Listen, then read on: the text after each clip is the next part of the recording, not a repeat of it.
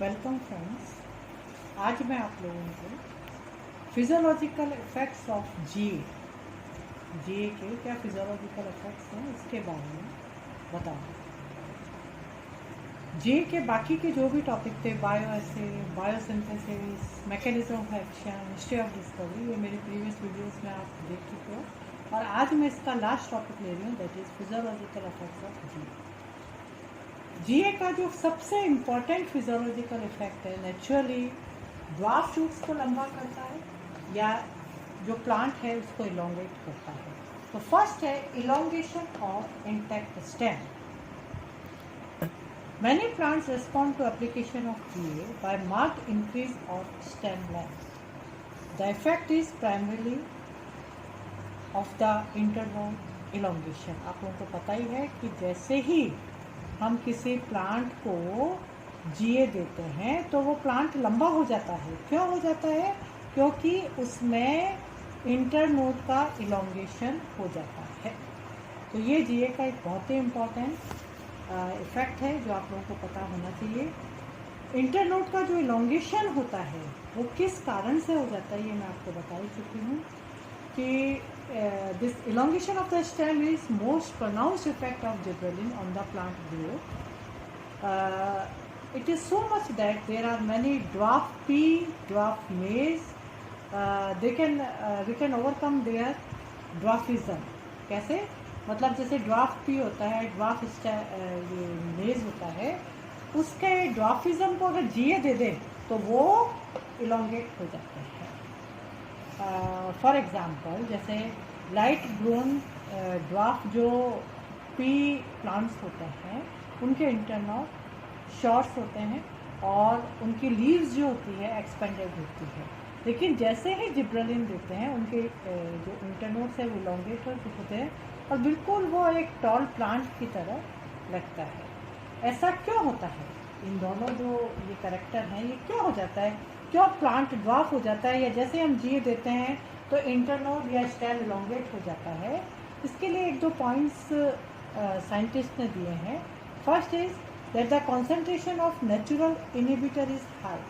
Dwarf P या मेज में जो नेचुरल इनहिबिटर होता है वो हाई होता है। नेचुरल इनहिबिटर आप लोगों को पता ही है, एब्सिसिक एसिड जो होता है उसकी कंसंट्रेशन हाई होती है और जैसे ही जीए देते हैं तो वो उसको जो है डीएक्टिवेट कर देता है और उससे उसकी लेंथ बढ़ जाती है। फॉर एग्जांपल जैसे डीप वाटर में जो राइस ग्रो होते हैं उसको अगर हम जिब्रेलिन देते हैं तो उनके इंटरनोड इलोंगेट हो जाते हैं और उनकी जो लीव्स होती है वो पानी के ऊपर रहती है। आपको पता ही है राइस जो फील्ड्स होते हैं वो पूरे पानी से भरे हुए रहते हैं।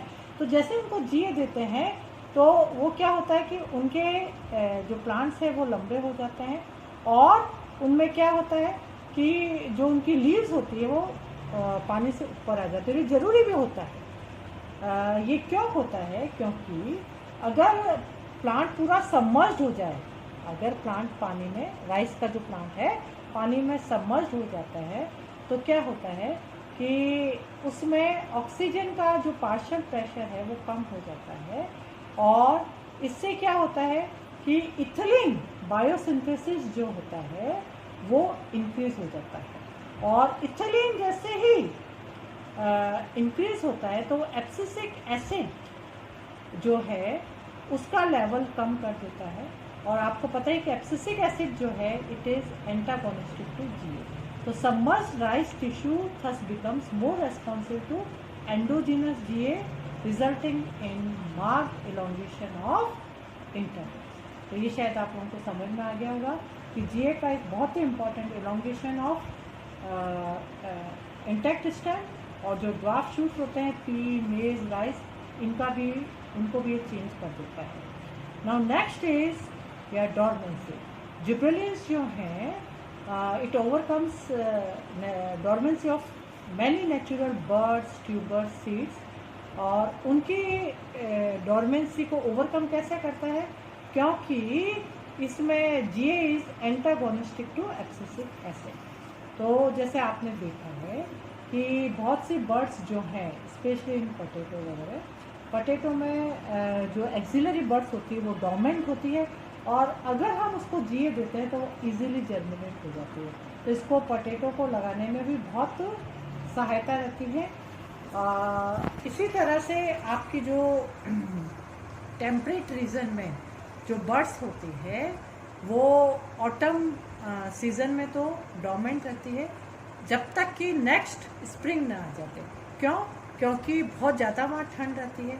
और ये जो डोरमेंसी ऑफ बर्ड्स हैं, टेम्परेट रीजन मतलब जो आप जहाँ वो जगह जहाँ पे टेम्परेचर बहुत लो चला जाता है, तो वहाँ पे क्या होता है कि वहाँ पे जो बर्ड्स होती है वो ऑटम रीजन में बिल्कुल डोरमेंट रहती है। और जैसे ही हम उनको जिए देते हैं तो वो जो बर्ड्स हैं वो जर्मिनेट हो जाती है, और इससे आपको जो भी क्रॉप चाहिए वो इजीली आपको मिल जाती है। अगर आप पोटैटो को, जैसे मैं पहले भी बता चुकी हूँ, जिब्रेलिन दे तो उसकी जो आइज़ है, आइज़ नेचुरली उसकी जो बर्ड्स होती है वो फटाफट जो होती है स्प्राउट हो जाती है, और उस स्प्राउटेशन से आपको नेचुरली अगर नए आलू का फील्ड लगाना है तो बहुत हेल्प मिलती है। Now next is seed germination. Seed germination मैं पहले ही बता चुकी हूँ कि जो जिब्रेलिन का मेन रोल है that is the de novo synthesis of alpha amylase. और ये मैं बार बार बताती हूँ, और अपने अभी जो इसके फिजियोलॉजिकल इफेक्ट के नोट्स है उसके साथ भी शेयर करूँगी कि जो सीड जर्मिनेशन में जीए जो है it causes de novo synthesis of alpha amylase, that is it produce some messenger RNA, then some hydrolytic enzyme like amylases, lipases and proteases। और ये जो एंजाइम्स होते हैं ये एक्चुअल में क्या करते हैं कि जो हमारा रिजर्व फूड मटेरियल है उसको सॉल्युबलाइज करते हैं, और इसके सॉल्युबलाइजेशन से हमारा जो एम्ब्रियो है नेचुरली वो इजीली उसको फूड मिल जाता है, और फूड मिल जाने से वो हमारा प्लांट जो है एस्टेब्लिश हो जाता है जब तक कि वो ऑटोट्रॉफिक ना हो जाए। सीड जर्मिनेशन में एक चीज़ मैं आपको और बताना चाहती हूँ कि बहुत से ऐसे लाइट सेंसिटिव सीड्स होते हैं। For example lettuce and tobacco seeds, वो क्या होता है कि डार्क में बहुत पुअरली जर्मिनेट होता है, बहुत कम होता है उनकी जर्मिनेशन परसेंटेज। और अगर हम इन सीड्स को लाइट को एक्सपोज कर दें या रेड लाइट पे एक्सपोज कर दें तो ये फटाफट जर्मिनेट हो जाते हैं। But this light requirement for these seeds it can be overcome bye gibberellic acid. अगर हम सीड्स को जिब्रेलिन से ट्रीट कर दें तो इवन हम उनको डार्क में भी जर्मिनेट कर सकते हैं। Now next very important is your bolting. Bolting आपको पता ही है क्या होता है। What is bolting?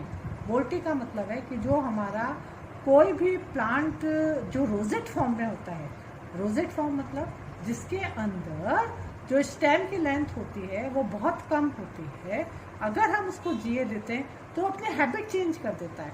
और हैबिट चेंज करने का मतलब कि वो जो रोजेट फॉर्म से उसमें इंटरनोड और स्टेम का इलोंगेशन हो जाएगा, और उस इलोंगेशन से उसका जो रोजेट हैबिट है वो चेंज होके और वो एक प्लांट में चेंज हो जाता है। देखिए, in many herbaceous plants early period of growth shows rosette habit with short stem and कॉलाइन leaves.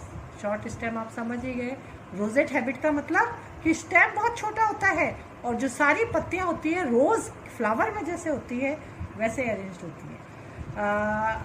Under short days these rosette habit is retained while under long days bolting occurs. Bolting का क्या मतलब होता है?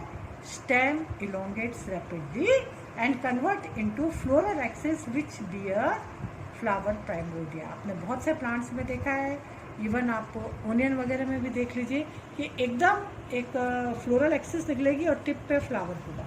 तो ये bolting जो है, bolting का मतलब ये है कि जो रोजेट हैबिट है वो अलग होकर और उसमें एक फ्लोरल एक्सिस निकल आती है और उसके ऊपर फ्लावर्स हो जाते हैं। This can be seen in Rudbeckia speciosa which is a long day plant. और अगर हम लॉन्ग डे प्लांट का मतलब पहले मैं आपको समझाना चाहती हूँ। लॉन्ग डे प्लांट्स वो प्लांट्स होते हैं जिनको क्रिटिकल डे लेंथ से ज़्यादा लाइट चाहिए होती है। You got my point? जिन्हें क्रिटिकल डे लेंथ से ज़्यादा लाइट चाहिए होती है। लेकिन अगर हम इस प्लांट को नॉन इंडक्टिव शॉर्ट डेज में रख लें, मतलब हम उसको सही फोटोट्रॉपिक साइकिल नहीं दे रहे हैं, बल्कि हम इसको शॉर्ट डे में रख लेते हैं, और फिर भी इसमें जो है रोजेट हैबिट जो है वो चेंज हो जाती है और एक लॉन्ग फ्लोरल एक्सिस बन जाती है। कैसे बन जाती है? अगर हम इसको GA दे देते हैं। तो this is a very critical effect of GA, that is bolting. Now next is, इसी में एक एग्जाम्पल बहुत ही इंपॉर्टेंट है, आप लोगों को याद भी रखना है, दैट इज़ हायोसाइमस नाइगर का, जो कि एक लॉन्ग डे प्लांट है। लॉन्ग डे प्लांट आप समझ ही गए हैं, जिससे क्रिटिकल डे लेंथ से ज़्यादा लाइट चाहिए होती है। अगर हम इसको जिब्रेलिन देते हैं तो even it can flower in non inductive short days, मतलब शॉर्ट डे में रखोगे तो भी उसमें फ्लावरिंग हो जाती है। तो आप देखिए कि while in long day plants the gibberellin treatment usually results in early flowering, its effect is quite variable in short day plants. In short day plants there are many some examples only. Long day plants में gibberellin का effect बहुत ही important है। Now next is physiological effect of GA is flowering. Now what is flowering? Flowering मतलब आप जानते ही हो कि अगर हम, जैसे कोई प्लांट बाइनियल है या कोई प्लांट जो है पेरिनियल है और आपको उसमें जल्दी फ्लावरिंग करनी है, तो ये GA ट्रीटमेंट से बहुत इजीली पॉसिबल हो जाता है। और GA जो है बहुत से ऐसे एग्जांपल है जिसमें मेल फ्लावरिंग अगर ज़्यादा हो रही है तो फीमेल फ्लावरिंग भी वो इंक्रीज कर देता है। और ये आपने बोल्टिंग में भी देखा ही है, it promotes flowering in long day plants even in non-inductive photo periods. Now next is your vernalization. Vernalization का मतलब पहले आप लोगों को पता ही होगा कि कुछ ऐसे प्लांट्स होते हैं जिनमें सीड्स को पहले ठंड में रखना पड़ता है, कोल्ड टेम्परेचर पे रखना पड़ता है, तब उनमें फ्लावरिंग होती है। तो ये low temperature requirement of some plants, it can be replaced by what? Gibberellin. Now fruit development में GA का बहुत ज़्यादा रोल है। It increases number size of several fruits like grapes, tomato etcetera, and it increases और induce parthenocarpy in many species. It delay ripening of citrus fruits and we can, so that अगर वो किसी fruit की ripening को थोड़ा रोक देता है तो अपन उनको इजीली स्टोर कर सकते हैं। तो आप देखिए फ्रूटिंग में तो GA का रोल बहुत ही ज़्यादा है। पार्थेनोकार्पी आप लोग जानते हो, हमें सीडलेस फ्रूट्स बनाने होते हैं। सीडलेस फ्रूट्स का मतलब क्या होता है कि उसका हम जो फर्टिलाइजेशन है उसको रोक देते हैं, क्योंकि आपने देखा होगा जैसे आजकल हम ये तरबूज खाते हैं या अमरूद खाते हैं, उनमें बीजों की संख्या बहुत कम हो जाती है। और थॉमसन सीडलेस ग्रेप्स तो आप लोगों ने सुना ही है कि अंगूर में तो आजकल बीज बिल्कुल ही बंद हो गए। ये सारा पॉसिबल हुआ आइदर बाय बायोटेक्नोलॉजी और फिर या अगर हम GA ट्रीटमेंट दे दें, तो इससे क्या होता है कि उसका फर्टिलाइजेशन रुक जाता है। Now germination of pollen grain is stimulated by gibberellin. Likewise, the growth of fruit and formation of parthenographic fruits can be induced by gibberellin treatment. In many cases, like pome and stone fruits, where auxin have failed to induce parthenocarpy, gibberellins have proven to be successful. Seedless and fleshy tomatoes and large-sized grapes are produced by gibberellin treatment on commercial scale. Now next is your de novo synthesis of alpha amylase मैं बता ही चुकी हूँ। Dormancy of birds मैं पहले ही discuss कर चुकी हूँ कि जिब्रेलिन जो है डॉर्मेंसी ऑफ बर्ड्स को ब्रेक कर सकता है। Now next is root growth भी GA का एक काफ़ी इफेक्ट है। कुछ रिपोर्ट्स हैं जिसमें एक्चुअल में ये रूट ग्रोथ पे अफेक्ट डालता है। फॉर एग्जांपल आप देखिए, अगर हम ऑक्सिन देते हैं तो आपने देखा होगा कि ऑक्सिन को हम रूटिंग हार्मोन भी कहते हैं, लेकिन अगर हम GA देते हैं तो GA से कुछ प्लांट्स में रूट्स का फॉर्मेशन रुक भी जाता है और कुछ प्लांट्स में ये रूटिंग कर भी देता है। तो this all are in short, हालांकि मैं सारे नोट्स भी आपके साथ शेयर करूँगी, आप डिटेल में पढ़ लीजिएगा फिजियोलॉजिकल इफेक्ट्स ऑफ GA। ना इसी के साथ एक चीज़ और मैं बताना चाहती हूँ आप लोगों को कि what is the commercial use of GA। इसको मैंने शॉर्ट में 3-4 पॉइंट्स में समराइज किया है, आप लोग देखिए। द फर्स्ट है that is malting of barley, मतलब बार्ले में माल्ट का अमाउंट इंक्रीज कर देता है। नाउ नेक्स्ट इज सेकंड है increasing sugar cane yield. Sugar cane में नेचुरली अगर आप शुगर का अमाउंट बढ़ा दो तो उसकी यील्ड बढ़ जाती है। Now third is fruit production, बहुत से प्लांट्स में मैं पहले भी बता चुकी हूँ। और फोर्थ है सीड प्रोडक्शन। अपन एक एक पॉइंट लेते हैं।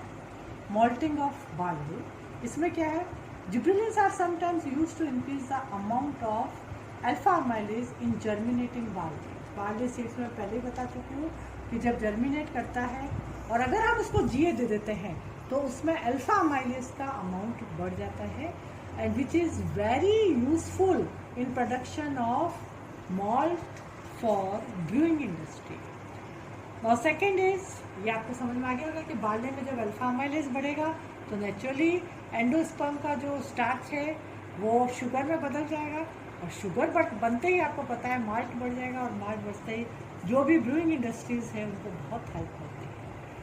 ये शुगर केन में शुगर का अमाउंट बढ़ा देता है। हाउ, आपको पता है, in sugar cane the sucrose is stored in parenchymatous cells of internodes, मतलब जो गन्ना होता है, गन्ना के इंटरनोड्स की जो पैरेन्काइमा सेल्स होती है उसमें शुगर इंक्रीज होती है, सॉरी उनमें शुगर जो है वो स्टोर होती है। अब अगर हम जिब्रेलिन देख के इंटरनोड की साइज ही बढ़ा देते हैं तो naturally parenchyma number of cells increase हो जाएगी, और वो इंक्रीज होगी तो नेचुरली आपका जो शुगर है जो कि उन पैरेन्काइमेटस सेल्स में स्टोर हो रहा है वो बढ़ जाएगा, और it will increases the sugar.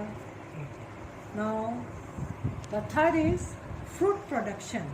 Seedless and large sized grapes are produced commercial scale by gibberellin too. ये मैं पहले ही बता चुकी हूँ। Gibberellin causes stocks of grapes to increase considerably so that there is more space for grapes to enlarge in the grape bunches. आपको पता ही है कि अंगूर के जो गुच्छे हैं उनके अगर स्टॉक की साइज बढ़ा दें तो बहुत ज़्यादा अंगूर लगेंगे, और जैसे अंगूर ज़्यादा लगेंगे तो नेचुरली अंगूर की जो बंच है, जो उसका गुच्छा है, उसकी साइज बढ़ जाती है। A mixture of cytokinin that is benzyl adenine and GA4 and GA7, इन तीनों का मिक्सचर जो है इसको हम कहते हैं प्रोमेलिन। ये Promalin is very effective in stimulating apple fruits to increase size, especially in Red Delicious type. ये समझ में आया होगा आपको कि अगर हम एक मिक्सचर बनाते हैं जिसमें साइटोकाइनिन, कौन सा साइटोकाइनिन है, बेंजाइल एडेनिन, और 2 जिब्रेलिन लेते हैं GA4 एंड GA7, इन तीनों के मिक्सचर को कहते हैं प्रोमेलिन। इन तीनों के मिक्सचर को कहते हैं प्रोमेलिन, और ये बहुत ही इफेक्टिव होता है। हम जो रोज डिलीशियस रेड एप्पल खाते हैं उनकी साइज को इंक्रीज करते हैं। Gibberellins have also been sprayed on some citrus fruit trees, for example orange, at a time when the fruits have lost most of their green color to prevent many post-harvest rain disorders which appear during storage. Hence gibberellins delay the senescence and maintains the farmer rings of the fruits. देखिए आप लोगों को पता होगा कि जैसे orange जो fruits है, चाहे नींबू हो चाहे ऑरेंज हो, उसकी जो छिलका होता है उसमें अगर वो पेड़ों पे ही पक जाए तो उसमें बहुत सी वो उसमें उसके स्ट्रक्चर में, उसके कलर में चेंज आ जाता है, उस पर ब्राउन कलर के स्पॉट्स जो नींबू पे आप रोज़ देखते हो और वो हो जाते हैं। तो ये अगर हमारा जो फ्रूट है जैसे ही उसके रिंड का कलर चेंज होगा तो नेचुरली उसकी रेट कम हो जाएगी।